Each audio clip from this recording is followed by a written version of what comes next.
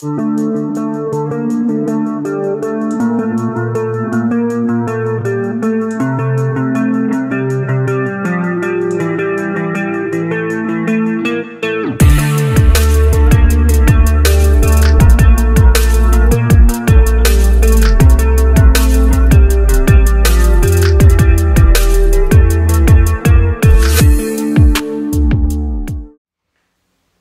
Mesdemoiselles et Messieurs, bonjour et bienvenue sur Contact Pro Live. En tout cas, merci encore une fois de plus de nous avoir choisis pour avoir quelques informations et puis nous suivre sur notre chaîne YouTube. Vous aviez choisi quotidiennement de cliquer sur nos vidéos.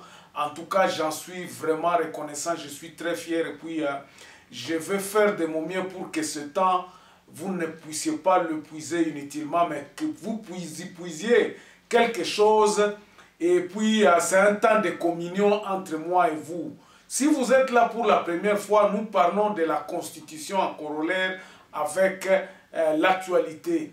Mais ici, beaucoup souvent, nous sommes guidés par vos questions et tout ce que vous nous posez comme questions. Ces derniers temps, nous essayons de... Vous aviez beaucoup voulu à ce que nous puissions parler de cet état de siège. Yangwana Lobby, na sala qui paie moi émission, on va commencer un peu à sauter un jour à parler d'autres choses. Mais aujourd'hui, nous allons encore parler une fois de plus de cet état de siège.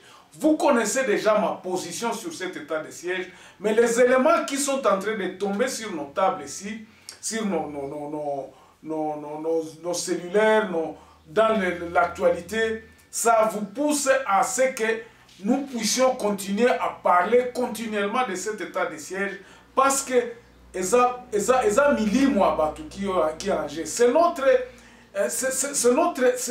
sont les gens qui sont en train de mourir chaque jour. Mikolonyo sobabomaka bango nanani na barute anani ya côté kuna ya Ituri na Beni. Même à Ouvira, même dans les montagnes de Minembwe, on est en train de tuer les gens. C'est ainsi que nous sommes dit que, en tout cas, nous allons en permanence parler de cet état de siège, dénoncer ce qu'il faut dénoncer. Et en plus, nous ne dénonçons pas seulement, mais topé sakapé ba ide na biso pour corriger et loko oyo ezako salema. Donc, nous allons parler de l'état de siège. Nous allons parler surtout de la justice militaire qui est comme na vitesse mi-balé. Et puis, si nous avons le temps, nous allons parler de ce qui se passe au Parlement. Mais je préférerais vraiment que Tobanda na eloko oyo ezako salema na Parlement. C'est quoi? C'est qu'il y a interpellation. Il y a un service, il y a sécurité, il y a Parlement. Ezaki ko recevoir pour nako recevoir acteurs et état de siège, le gouverneur, le ministre de la justice, qu'est-ce qui se passe exactement après une affaire à 45, disons presque 3e mois au état de siège en produire le côté. Alors nous allons commencer par ça. Dès que nous revenons, après avoir lu les grands titres à la une des journaux qui paraissent ce matin sur Internet, et puis allons-y d'abord donc prendre les grands titres et puis nous revenons tout de suite après. Voici les grands titres à la une des journaux qui paraissent ce matin sur Internet. Donc commençons par élection.net. Beni, 2 officiers de l'armée tués par balle à Rwenzori. Et puis condamnation de 2 officiers de l'armée à Goma. Trop lourde peine pour une bagarre, s'exclame Stewart Mouindo. On va sur actualité.cd. Une paroisse catholique saccagée à la suite du décès d'un prêtre en pleine messe au Kasaï central. Et puis, état de siège en Ituri et au Nord Kivu, le ministre de la Défense demande à l'Assemblée nationale de considérer l'évaluation positive. C'est quelle évaluation ça? Congo profond, c'est pas que Massissi, le révérend pasteur Amouli Mounihire et Limachi désavoué son remplaçant exigé. Et puis Norubangi, les humanitaires à l'œuvre pour la cohabitation entre autochtones et réfugiés centrafricains à Yakoma. Et puis à 7 sur 7, Tshisekedi attendu à Bruxelles en septembre prochain. Et puis nous allons sur RDC, la planification de l'état de siège n'est pas statique, elle est progressive, dit le ministre de la Défense. Merci, on va sur Radio Okapi pour terminer. Présidence de la CENI, les chefs de confession religieuse appelés au dépassement de soi. Et puis Chopo, 186 personnes arrêtées lors du bouclage de la police et de l'armée à Kisangani. Merci, on se revoit demain dans un nouveau numéro. Au revoir. Alors, merci beaucoup, chers amis téléspectateurs et puis followers de YouTube et puis de Facebook, Instagram et puis Twitter. Ici d'abord, comme je vous ai dit, Tobanana nous koloba na makambu oza koleka na parlement. Un de vous m'a envoyé un texte que je voudrais vraiment vous lire ici. Puis nous allons commenter. Mais je crois que je vous avais déjà dit ma position sur ce qui se passe au Parlement. Mais prenons quand même le temps de lire ce texte ici. Il dit ceci. Rose Mutombo Kiese était de nouveau devant les commissions de défense et sécurité de l'Assemblée nationale le mercredi 12, donc hier, août, au Palais du Peuple. À l'occasion, elle a rassuré les députés inquiets à propos du régime spécial instauré par le chef de l'État dans la partie est de la République démocratique du Congo. Je vous ai dit que c'est le chef de l'État qui a instauré ce système-là. Donc, il a déclaré état de siège wana. Nous arrivons, état de siège wana et au finish, les membres des commissions stratégiques ont été suffisamment éclairés par les précisions apportées par la patronne de la justice. D'après la garde des Sceaux, l'administration particulière ne vise rien d'autre qu'à restaurer la paix durable. Boyo Kasiko Makambu O, président de la commission à lobby. Nous venons d'après les réponses de Madame la ministre d'État de la Justice et garde des Sceaux par rapport aux préoccupations multiples des députés nationaux. Ce qui est important ici, c'est ce que nous sentons de part et d'autre, cette volonté manifeste de tous les Congolais, qui ce soit l'armée des députés et les membres du gouvernement, la volonté de voir la paix être restaurée dans l'Est de la République démocratique du Congo. L'évaluation que nous sommes en train de faire au niveau de la commission vise tout simplement l'amélioration de la manière de faire pendant l'état de siège afin que cette mesure soit la vraie réponse à la grande préoccupation de tous, celle de voir la paix et la sécurité être rétablies dans la province du Nord Kivu et de l'Ituri. A précisé Bertin Mubonzi, rassurant au passage que sa commission va clôturer les auditions pour permettre à l'armée de continuer son travail. L'Assemblée nationale, au fait, ne peut pas s'obstiner. Elle n'a pas du poids. Qu'est-ce que nous entendons? Qui nous ont appelés, qui nous ont donné comme information, ils nous disent que Germain, ici, comme tu l'as dit, il n'y a rien qui va se faire. Parce que se contredire. D'autres personnes parlent, jetez les noms, d'autres personnes parlent que non. On a appris ça à la radio. Il n'y a jamais eu de contact. Et là, on a surtout Eutaki na présidence de la République. Retenez une chose. Mboka na biso eza kozala diriger kaka na présidence de la République. Na présidence de la République, kuna biloko nyonso to ezali. C'est ça qui explique qu'il a à peu près 1000 conseillers. Donc, gouvernement parallèle moko ezali kuna. La ministre, elle dit, bon, moi je vous dis,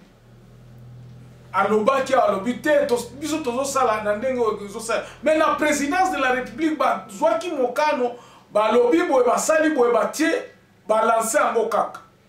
ceux qui sont sur terrain,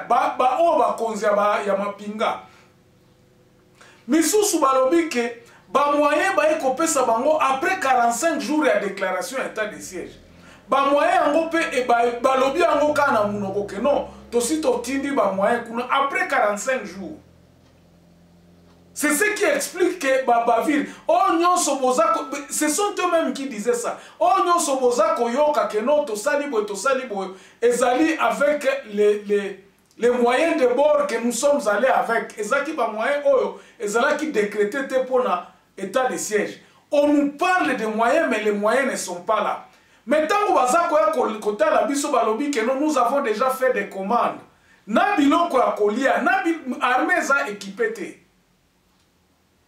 Ça, ce sont des révélations. Mais parlons maintenant.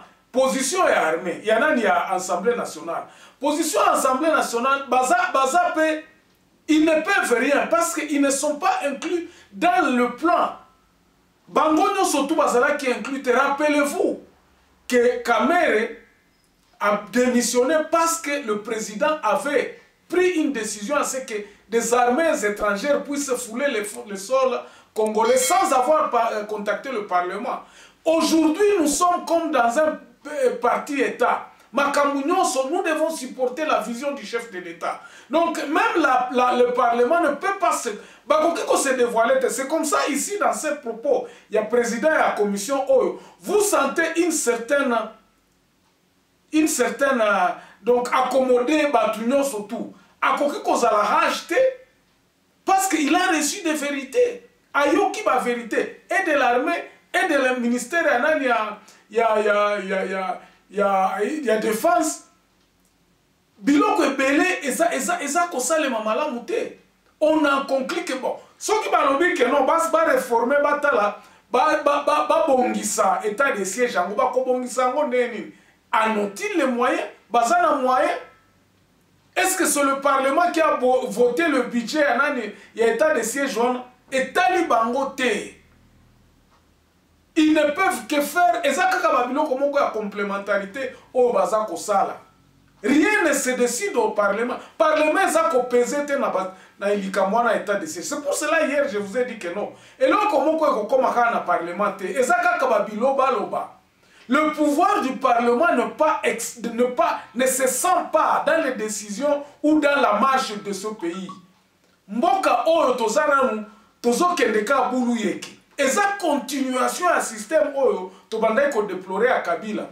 Le président de la République, au lieu de dire que non, travaillons tous ensemble, travaillons avec Batunyo Sotou Bazali, et ça la présidence de la République. C'est pour cela que vous allez voir que la présidence de la République, Bazana à peu près une affaire à 1000 ou 1000 conseillers, Batubele, et ça un gouvernement parallèle presque. Tout se décide à la présidence de la République. Maintenant, vous, il faut accompagner la présidence de la République. Au lieu que tout le monde travaille, le président il fallait à la 4 100 personnes qui va conseiller. C'est parce que le président de la République lui-même ne sait pas ce qu'il faut faire. À koki kopé ça, Moussala te na armée, parce que dans l'armée actuelle, bango peso ko taliba généraux na nyonso ba yebi eloko ezo salemate. Ils les keza poudre kezo les kanamiso na bango. Ceux qui sont sur terrain se posent la question. Toye awa toye ko sala nini. C'est ainsi que vous verrez. Administrateur oyo ya nani ya Beni, ya Lubero a créé ba taxe. Finalement ba kangiye a créé ma taxe pour la ligne parce qu'il se trouve déjà devant une situation. Il faut na sala convoi ya batu oyo. Il faut donc de quoi attaquer batu na kati ya bazamba kuna toza na moyen te. Ba militaire o tozo yo kakeno ba militaire baza 2000 o baza soki si vous arrivez à Lubero, ceux qui ba militaire à faire de ces bazar 200 ou bien 300 bazar belé. Les militaires qui sont à Lubero, oh baza kokenge la mboka, ceux qui baza 300 baza epelé.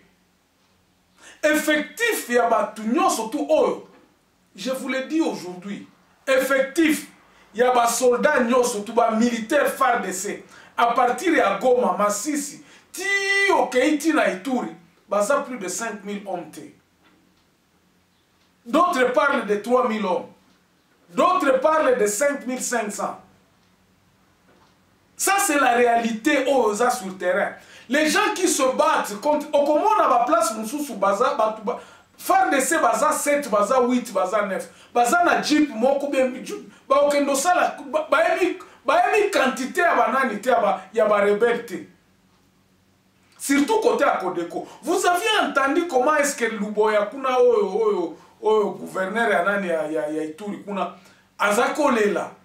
Alors bana wana na ebisi bango bazonga parce que ils ont subi le fait. Je vous avais mis une petite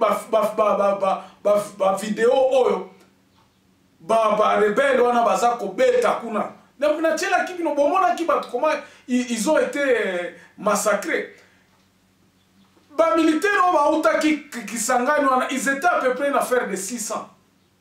Donc total l'union soit ba militaire eza pratiquement ya lokuta. Et ça le parlement ba yoka ki yango.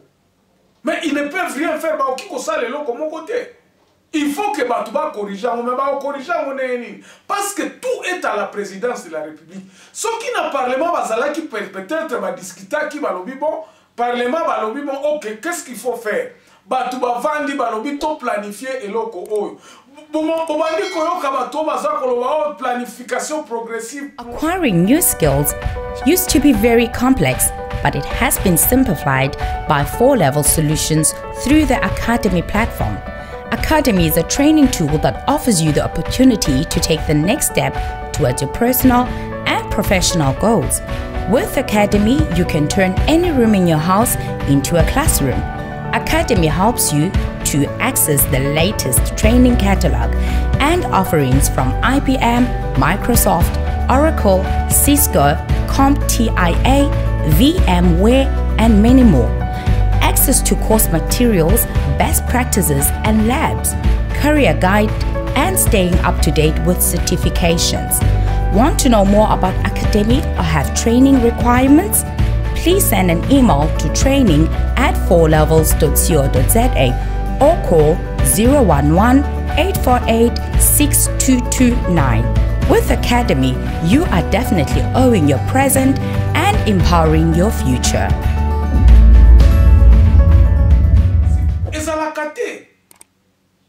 On n'a jamais pu identifier l'ennemi. Boza koloba ke boza soki 7 000 ou bien 12 000 hommes. Bako kite 12 000 wana na combat sur le terrain bazalaka te. Ceux qui attaquent ba unité d'élite wana bazalaka 500 te. Na opération kuna bazalaka 500 te bazalaka même 200 te. Ya mwana toza koloba mais FARDC o toza kopesa elika ke kobundela biso. FARDC angweza wapi? Même quand vous allez dans le Massissi, ozoyoka ke babomi awa o basala kibo na beni yango moko. Okomona soki eza ba généraux o bazali soki 10. Si les généraux sont 10 à Beni, mituka ba kengela kabango baza 200 personnes. Parce que 10 wana tia kaka 20 o ba kengela kaba généraux. Ça fait combien? Bato bazo kende na bitumba baza mukeke koleka bato bazo kengela ba généraux wana. Donc désordre moko eza na kati ya FARDC, moi to pesa ngo elika ke no to pesi bango ke penza ke no ba kosala eloko moko boye esa limite. Ba service de renseignement na biso eza bafoué catégoriquement. Donc ba sala ke eloko moko te. Parce que service de renseignement ya ngone mtolinga ke kote ba ke no monguna za wapi monguna zo sala boye. Non, ça n'existe pas. Mais maintenant ces gens ici arrivés sur place batindi bango kuna baza musala na bango nini, il faut qu'on mbongo. Parce que mbongo Kinshasa ne donne pas l'argent. Mbongo ba prometa ki ango kaka. C'est pour cela vous entendez que non, gouverneur Onduma azako emsa ba banani ba datia ba mbongo ba sala boye ba taxe boye qui n'est pas de leur mission. Et ça va mission na bango te. Alors, on arrive dans une situation oyo FARDC eza wana eza kozela ba moyens oyo balakaki bango ke bakotia yango en place. Eza koya te, les moyens là n'arrivent pas. Ils vont faire quoi? C'est pour cela qu'ils se rabattent sur la population. Bato wana bakolia nini parce que ça fait maintenant 3 mois yango. Mais okoyoka que le premier lot il y a aide et qui après 45 jours. Donc après 45 jours de la déclaration état d'urgence. Ils ont pris d'abord 2 semaines pour Bakoma, tout ça, Babilokwana, passation de pouvoir, tout. Donc l'enterre moko, lourdeur moko, ezabo eponanini. Parce que tout est fait à la présidence de la République. Même dans l'état-major, Batouana, Ozoyo Kabalobi Tango for ake kosala banani inspection kuna. Tout ça, ce sont des caisses de résonance, c'est ça, Nelo comme côté. Voilà. Bandeko, parlons un peu de la justice militaire Oyo, Toza Koyo Kakuna. Batutango for awa lobi bandaki na isiro kuna lobi no akangiso ki 9 militaires Oyo ba détournaki mbongo tout ça basala ki boyeboy. Nous connaissons que cet état de chaise est indamaki pour la justice civile ezala kite ezana service à justice moko expéditif. Tozoe bate soki ba juge ango bazako juger banani. Mais pour les gens qui commettent des bavures simples, oh batubabundi, ezako concerné toute sécurité en bokate, bo juger bango expéditivement. Mais les gens qui ont commis oh babino batango for bokangi, bolobi ba détourna kimbongo, bozo juger bango te la population n'entend plus rien. Donc 2 poids 2 mesures et lo kwana kutu. Alors, tolobela awa likambo ya DDRCC. Likambo oyo, moi j'ai dit ceci, dans le cadre des solutions. La personne qui est à la tête d'abord de cette unité ici, et loko oyo pona ko encadrer, pona ko benga batwana ba déposer ba armes. C'est un rebelle. Donc nous constatons que le président de la République est dans la botte. Il y a un ennemi Nabiso. Ces gens-là, nous connaissons ce qu'ils ont fait. Bon, moi ici je ne parle pas des gens, nous parlons des systèmes. Et donc, Oyo, Ekosimbate, pourquoi? Parce qu'elle n'est pas étudiée. Toko Bebi Sambongo Ebele Kuna parce qu'elle a étudié. Batu bazon vanda te balobi batuana tango bakouta kuna bakosala musalani. On l'a fait déjà. Et puis les Congolais, moi je ne sais pas. Nous avions fait cette histoire-là. Toyeba ki elokwana. Tozo yeba ka ke batuana bakoye bako déposer na bango pe ba arme. Boko pesa bango nini. Boko sala nini na batuana. Eloko mon côté. Nous avions dit ceci. Que eloko nyonso soki botangi titre nanga alobi na lobaki na lobi ba projet na biso nyonso il faut absolument toucher tous les 145 territoires de la République démocratique du Congo. Batu baza na boazivité pour misale zangi. Na moment où tozali, l'État n'a pas le pouvoir, disons, l'État aza na mbongo, mais aza koyeba ndenge nini ya kokanaliser mbongo wana te. C'est pour cela que je vous ai dit qu'il faut tout vendre, tout étudier biloko malamu. Moi j'ai dit ceci, j'ai dit, il faut appeler les états des lieux, des territoires, parce que la solution doit être globale. Je vous dis par exemple, si par exemple vous injectez 1 million ou bien 2 millions de dollars dans le territoire à Massissi, Bolobi, bon, ok, 2 millions de dollars, oyo, et ça pour na kotonga, bâtiment administratif, il y a territoire à Massissi. Les gens qui sont dans le territoire de Massissi, réunissez-vous pour que bozwa mbongo oyo, bopesa musala na batu nyonso tu. Bino batu boza na zamba, boya bo se réunir botala, ndenge nini, ba maso bakouta wapi, bakosala nini, musala nini kosalema, parce que mbongo eza yango oyo, etongela biso nani oyo. 20, 30 groupes armés, bino nyonso tu batu boza kuna, boya botika mandoki musala yango oyo tozo sala, mbongo oyo tozo tonga eloko na biso eza province na biso toyoka na tovanda kimia. C'est ça la solution ndeko bimisa batu wana na nani na zamba. Bakoya kosala musala, bayebi ke chaque fin du mois baza kofutama na musala oyo baza kosala. Ça, c'est ça la solution que nous préconisons. Mais okobenga batouana, oyolobi, tokobandope sabino, biloko akolia, tout ça, vous dépensez les gens inutilement.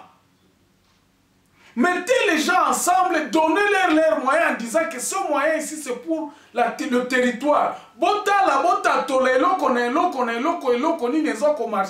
Mais l'objectif principal, mbongo yango yobo sala yango pona bureau na bino. Et vous le faites dans les 145 territoires.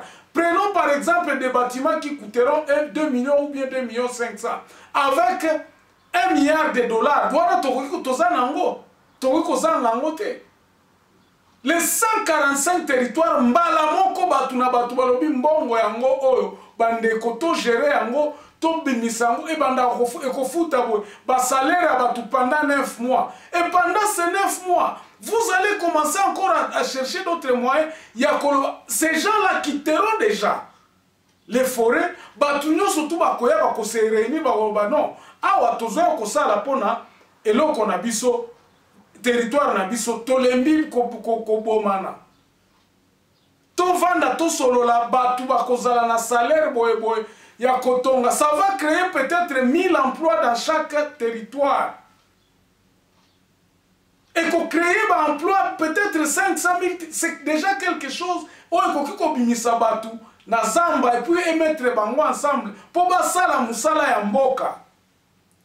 C'est ça la solution que nous nous sommes dit pour cette histoire de DDRC. Mais les gens n'écoutent pas. Bokobenga batwana bolobino bolonga na zamba mais ozope sabango musalate. Tina nangozani. Voilà la solution que je vous proposais tout ce matin. Na likambo état de siège na ndenge auto continuer nango kaka atati jouro bokomona kengana za koloba makambo solo. Cet état de siège, ce n'est qu'un théâtre. Tant que le président de la République ne se remettra pas à la mouka, à Zolala, à la mouka, à se dérober dans la biloko, bato bazako kosaye. Tout ce qui l'entoure là-bas, 1000 conseillers, bazo sale lo comme mon côté. Pourtant, ezako pesa kaka frustration à frustration, frustration à frustration. Bato musu bazako bangi saye, bato ba oh soko sali boye, soko sali na bato ya soldats. Il faut vous mettre d'accord avec les corps militaires pour étudier. Yangwana tozoloba mboka na biso, tant que nous mettrons l'intelligence à côté, tokobandaka ko patauger. Parce que nous constatons que ce qui se passe à la présidence de la République, bato bazako ize mutu na bangote. Au revoir, on se retrouve demain dans un nouveau numéro. Portez-vous bien.